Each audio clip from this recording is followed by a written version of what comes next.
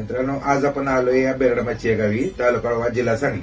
रमेश कृष्णा म्हणले यांना आपण 1 महिन्यापूर्वी अमृत ज्यूस आणि पॉवर बुस्टर हा कोर्स दिला होता. हा कशासाठी दिला होता, पहिला आजार काय होता आणि आता त्यांना काय फरक पडला हे आपण त्यांच्याकडून ऐकू.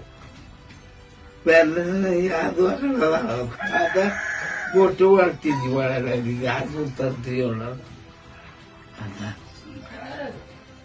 आता उतरते हा, म्हणजे चांगल्या प्रकारे तुमची ही झालेला आहे. हा काय पोटाचं वगैरे पण सांग. पोटाचं मग पोट बी साफ होते ना व्यवस्थित.